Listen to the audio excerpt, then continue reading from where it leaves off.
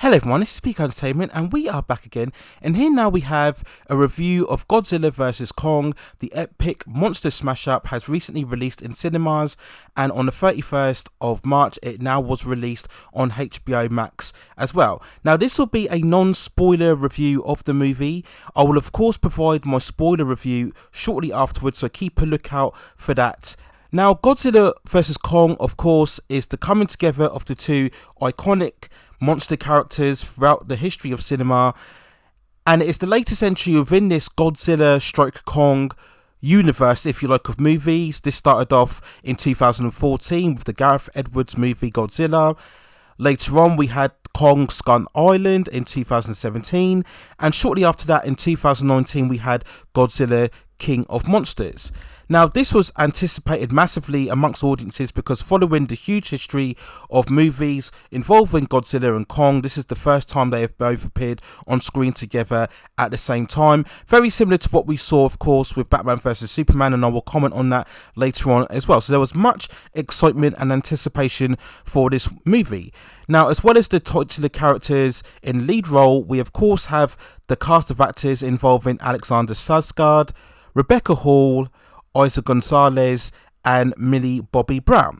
Now the setup of this movie is that Godzilla, who was once seemingly the Earth's protector if you go by the previous Godzilla movies mentioned before, he is now seemingly running amok, attacking certain locations, and the resourceful Apex organization realized that they need to obtain an energy source in order to take Godzilla down.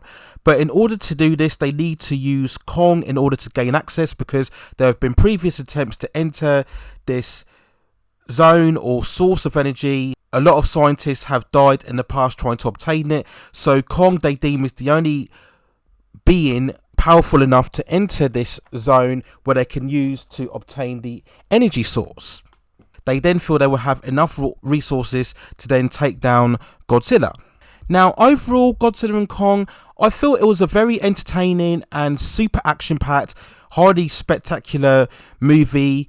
And I think overall, in terms of the actual concept of the title, Godzilla vs Kong, because let's face it, that's what most audiences are looking forward to, the clashing together of these two iconic monsters.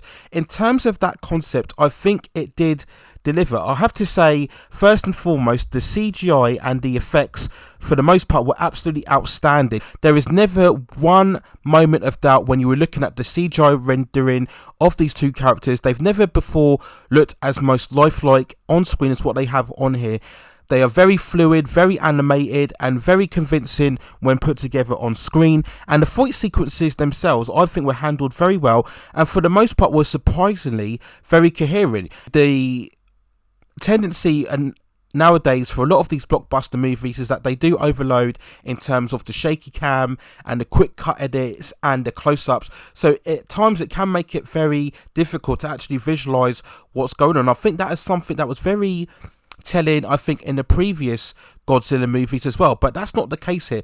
You can clearly see every punch, kick, jumping, maneuvers, you can all see that very well, and the director does a very good job of standing back from the action so you can see both characters on screen. We get lots of wide shots, bird's eye views, diagonal shots, but it's all very clear and you can make out clearly who's fighting who, whether it's in the cities or underwaters. It's very clear and it's spectacular to watch. There were also some very interesting hints of the further lore or the mythology in terms of the two characters. In one particular story arc, without spoiling too much, when they eventually get to the point where they have to obtain the energy source, and I think the story or the movie's tone actually shifts. We actually get much more of a fantasy, almost hints of science fiction in terms of where the story heads, and this is not in terms of only the visuals or the plot, but also in terms of the music, which I actually really liked as well. I liked the musical score. As we shift more into the second act of the movie, we get much more of those synthesized tones, which give a hint much more of a science fiction adventure. Now, I liked that sequence throughout as well, so I thought the musical score was done very well. Now, we talk about the weaker points of the movie, and definitely it was the plot and the storytelling. Now, all of the first 40 minutes or so throughout the movie, it's typical storytelling 101. Whenever you get these huge disaster movies, they tend not to throw the action straight away or not to deliver the main set piece straight away. They tend to try to build up the characters and the plot overall, a lot of the time it doesn't really work out very well. And I think that same here. We get a lot of cast of characters thrown at us, but the story never really settles down and really getting to know these characters and where they are, where they come from, and really getting us to connect with them on an emotional level. It just zooms about so quickly. It's almost as if it's trying to tick certain boxes. We've got to introduce the Apex group and then the Mothra group and then these other groups around them, but we don't want to delve on it too much. And I think the story actually is effective because of that, because the characters themselves you don't really care about as such.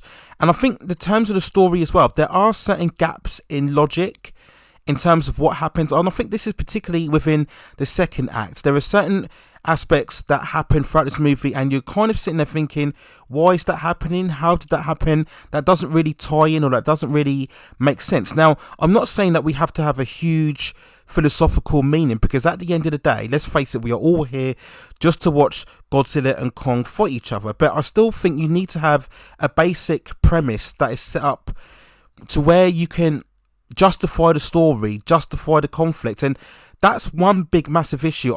I don't think the story delivered well enough to justify why exactly Godzilla and Kong are fighting. In the first encounter, it does work, but I think it's the second encounter that we get later on throughout the movie. There's a certain turn of events that really I found a bit silly and just were a bit nonsensical in the way that happened, to try to just get the characters to fight again, and it didn't really ring true to me perhaps throughout the story. Now, in terms of the characters and the actors' performance as well, there are no really bad performances, because again, as I said, the characterization is paper thin, so the actors are very competent if you look at their previous movies that they've done throughout their careers, but none of them really have any chance, I felt, to really dig deep into their characters and make a further impression. So it's one of those where they're not great, but they're not terrible, you're just indifferent. You know, if you'd have taken these characters out, if most of them had died within the first 5 minutes, you wouldn't have really felt anything. And that's really, I think, a fault of more the writing as opposed to the actors and their performances themselves. And I think that's what hurt the movie as well, because the first 40 minutes is primarily, minus one scene, it's primarily the human characters. But if you don't care about the characters, then you're not going to be as engrossed into the story, and therefore it will feel like it drags a bit because you're indifferent to what's going on. So especially if you are a fan more of the monster characters, you're going to kind of be a bit impatient and a bit frustrated in this first 40 minutes that you're not getting the movie that you deserved. But I think as the story progresses and we move on later on, you do eventually get the movie you deserve. You do get what you've turned up for. I just think there are certain story issues. Now, one thing I do want to mention, and I'll probably talk about this more extensively in my spoiler review, in terms of the combat between the two characters, yes, the story, as I mentioned before, fails to really convincingly justify why they're fighting, and particularly as the film reaches in climax. Without spoiling it too much, it reminded me so much of Batman vs Superman, where, like this film here, you have two iconic characters and you're trying to tell a story of why they have to fight each other, and just like that movie, it couldn't really get to grips with it. And there is a point when the resolution of the conflict, just like Batman vs Superman, had me slightly frustrated. Maybe not as much as Batman vs Superman, but still to that point, I just felt that it could have been worked out a bit better. Just the way the events turned out, I thought was a bit weak. And the final climatic battle itself just felt a bit really tacked on. Just felt, again, like Batman vs Superman, was not built up well enough. And particularly the way that the film ended, there was really no setup for anything in the future. It kind of just falls a bit flat towards the end, in my opinion. It wasn't terrible, but I just felt it could have just been handled a bit better, just executed a bit more better in terms of the way that the conflict ends throughout this movie overall. But I think, going back to the beginning, if you are coming here to watch these two iconic characters, if you are a massive fan of these two iconic characters and you just want to see them battle each other in these great sequences with great CGI and great effects and great music, then you will definitely be satisfied. I think there's enough Godzilla and Kong action on here to make you overlook the flaws in the storytelling, and I think overall it provides you with a satisfactory experience in terms of watching Godzilla and Kong battle together. And I think in terms of that, in terms of what has been advertised, it does exactly what it says on the tin, and therefore I can give it a positive thumbs up in terms of setting out what it plans to do in the first place. So if I had to give an overall score for Godzilla vs Kong, I would give it a 6.8 out of 10. Like I said before, great visuals, great action, great spectacle, and overall delivering for the most part on the premise that has been built up now for many months and years throughout this monsterverse. I think it delivered very much, and I think if you are a fan of these characters and the lore and the history between the two, I think you will be going ahead and leaving very satisfied overall. So those are my thoughts and feelings on Godzilla vs Kong. Let me know what you think in the comments below. How did you think this compared to the previous Godzilla movies, and indeed Kong Skull Island as well? Did you think it paid enough homage and reference to the previous Godzilla and Kong movies that were taking place before we had this modern day interpretation? Do you want to see further sequels, a further continuation of this, or didn't you think it delivered as much and you look to see a further rebooting of the characters involved? So just let me know what you think in the comments below. As I said before, my spoiler review will be coming out shortly after this as well. Well, I'll just give a much more of a freer discussion about the in-depth details of what I liked and what I didn't like about the movie. So make sure you check that out as well. Please also hit those like and subscription buttons and help me provide you with more content with reviews such as this. But that's it for now. Take care of yourselves, stay at safe distances, and I will see you very, very soon.